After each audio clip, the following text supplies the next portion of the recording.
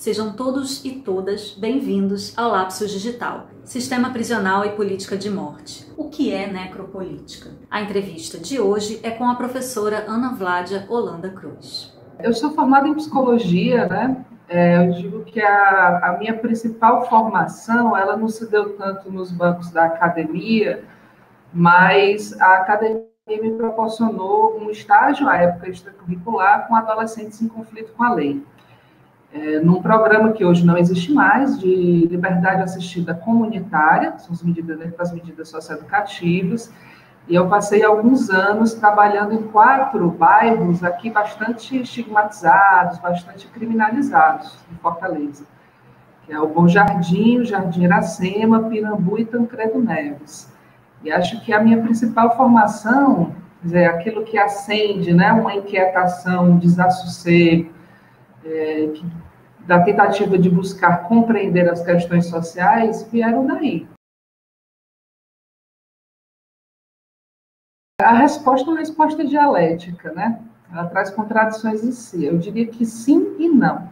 Não porque nós temos quase 800 mil pessoas presas no Brasil, né? Nós temos uma taxa de encarceramento altíssima, uma das maiores de todo o globo. Atualmente nós temos quase 370 pessoas presas para cada 100 mil habitantes, é um número altíssimo. Basta a gente pensar que em 1990 essa taxa era de 61 para 100 mil. Então, nós encarceramos massivamente, nós estamos atrás apenas de 2 países, né?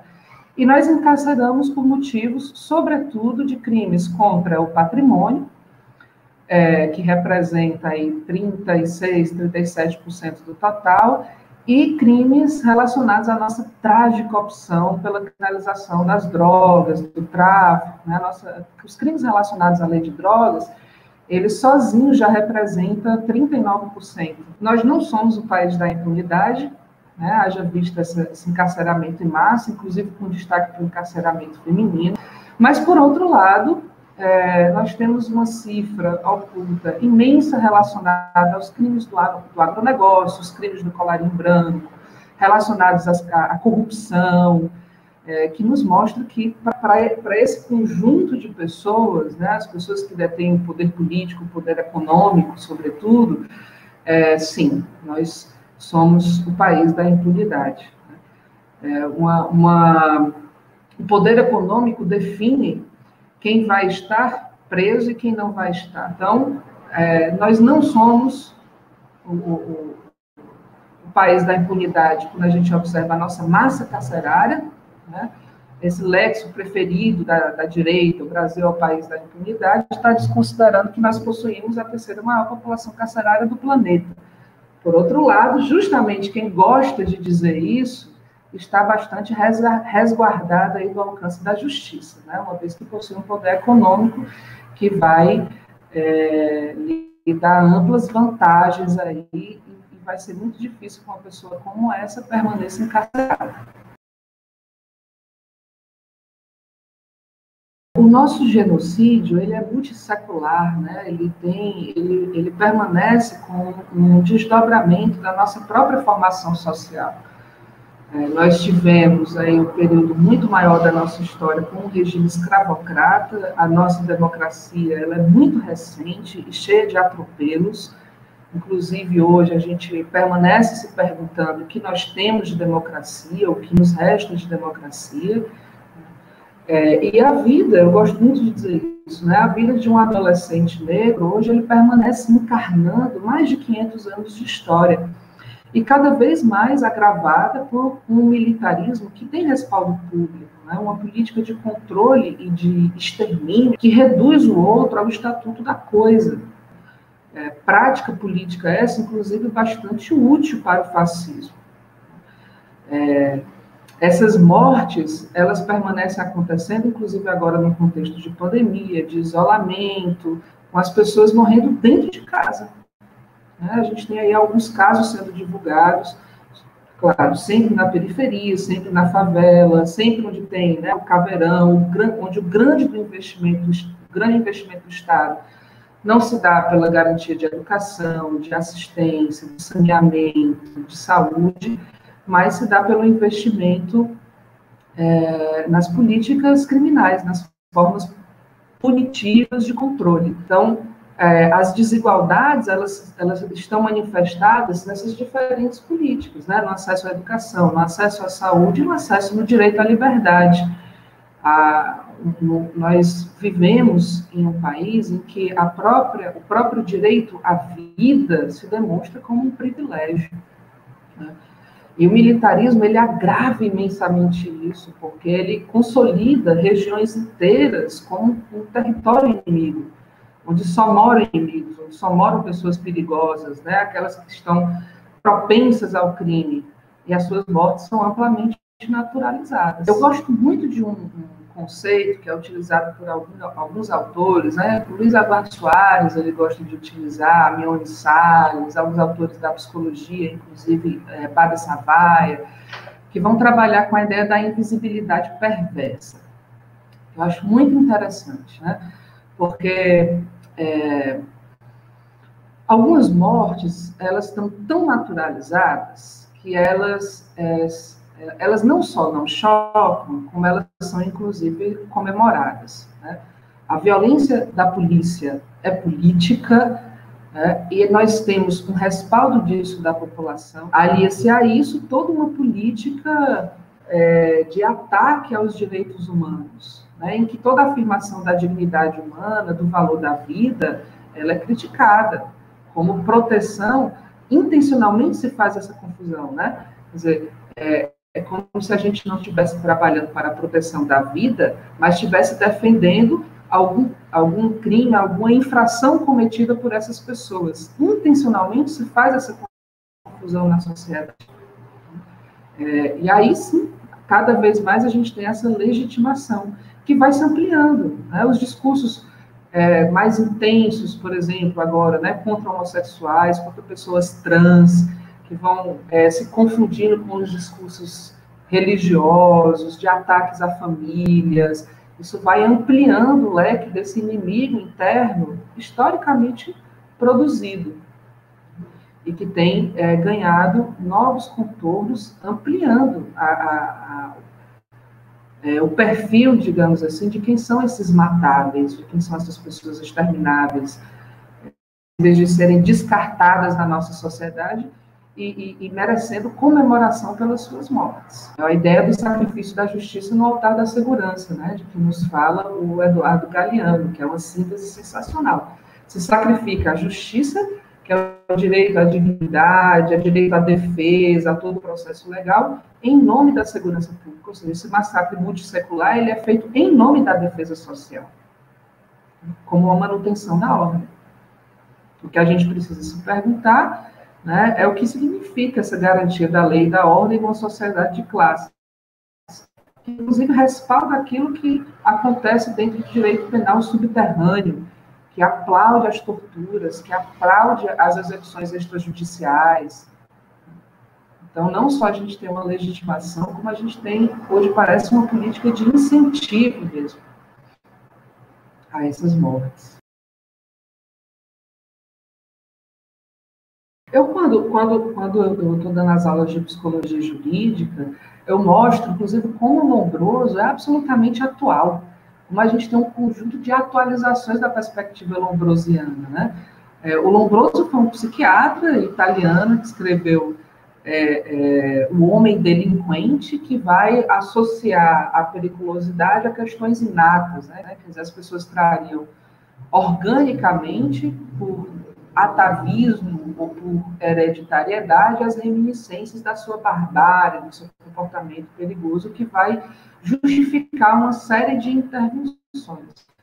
E essa feição física, né, identificada por Lombroso nas prisões, obviamente ele não considerou a seletividade estrutural dos sistemas punitivos que já existiam desde a sua época, né, ou seja, quem ia parar nas prisões, que foram alvo das pesquisas lombrosianas, eram muito imigrantes, né, com feições que à época, né, dos narizes largos, a testa, a amplitude da testa, a disposição da mandíbula, o tubérculo de Darwin na orelha, enfim, algumas características étnicas, né?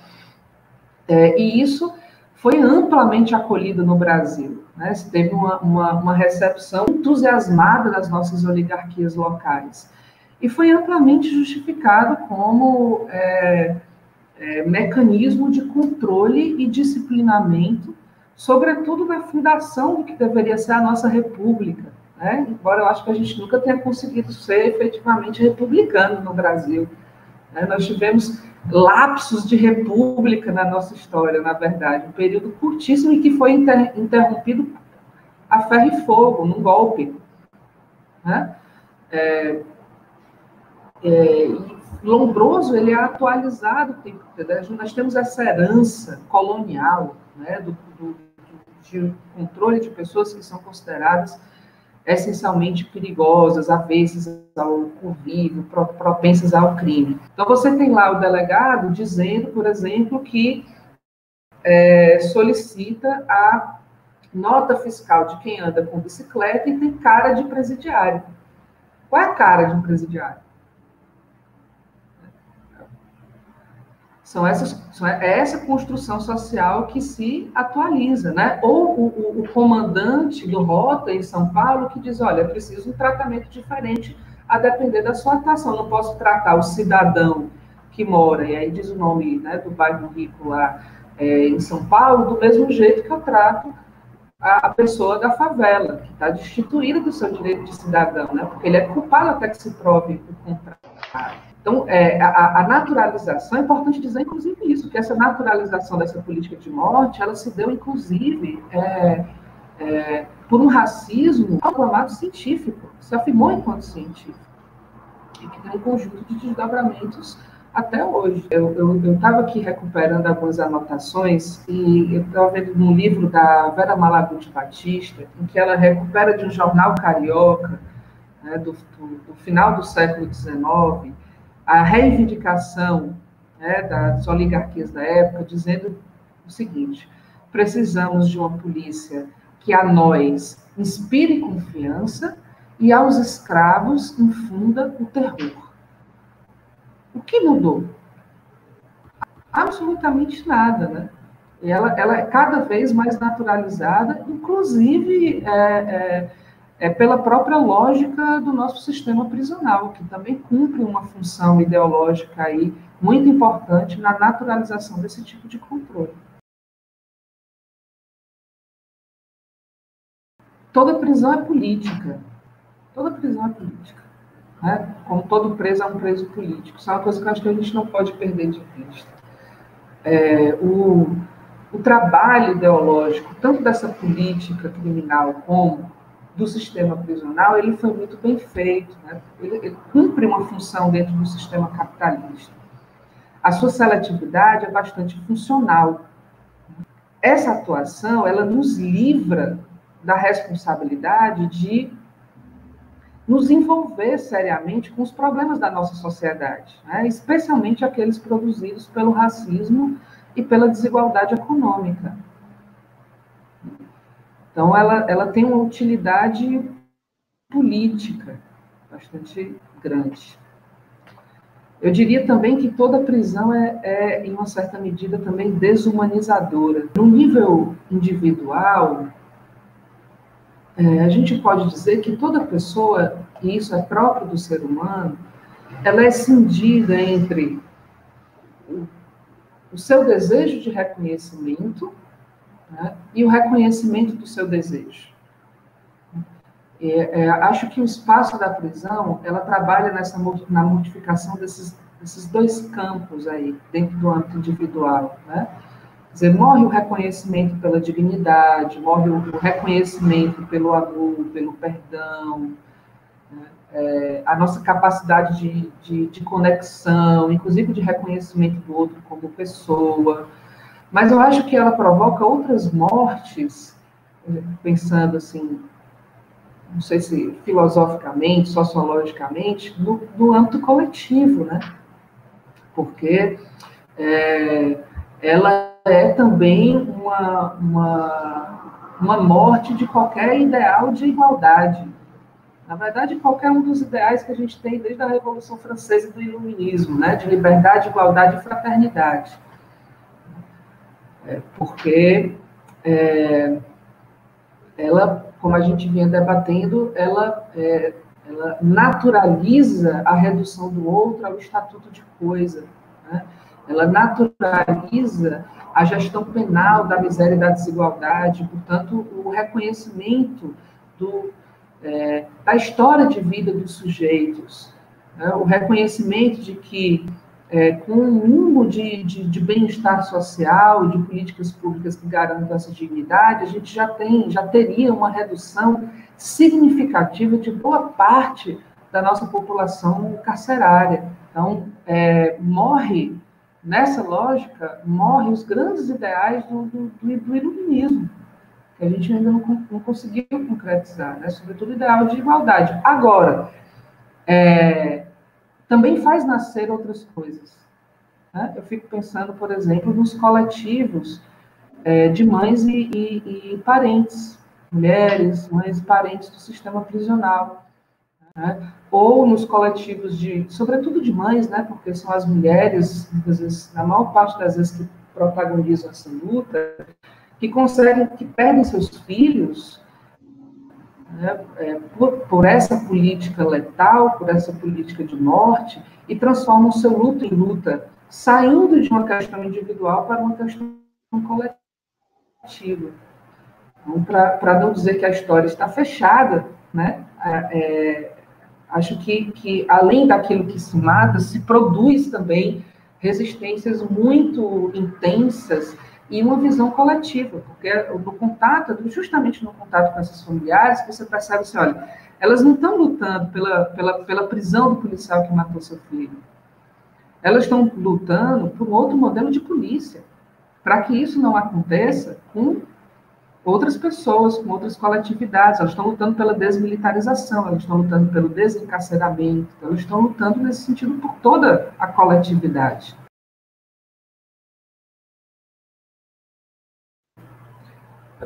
A primeira coisa é que a prisão ela é encarada como um aspecto inevitável e permanente da nossa vida social, né? A gente não consegue investir ou se dedicar na produção de novas formas de responsabilização. Inclusive, na maioria dos círculos, inclusive acadêmicos, abolir as prisões é algo absolutamente impensado, é motivo de chacota, né? No entanto, o que a gente tem dos cárceres? O cárcere, ele é um dos momentos culminantes, o seguinte seria a própria morte, né, do mecanismo de criminalização. E ele é inteiramente inútil para a reeducação do condenado, pelo menos na reeducação ou na ressocialização, como está previsto na lei de execução penal, né? Porque a educação ela deve promover liberdade, autorrespeito, e o cárcere ele produz o inverso. Ele produz degradação, repressão, inclusive desde a cerimônia de despersonalização, né? Inclusive hoje com novas características dadas até pelas chamadas facções, né? Que dominam hoje não só os espaços da prisão, como de boa parte das nossas cidades. Então, a prisão ela contribui nessa desumanização, né?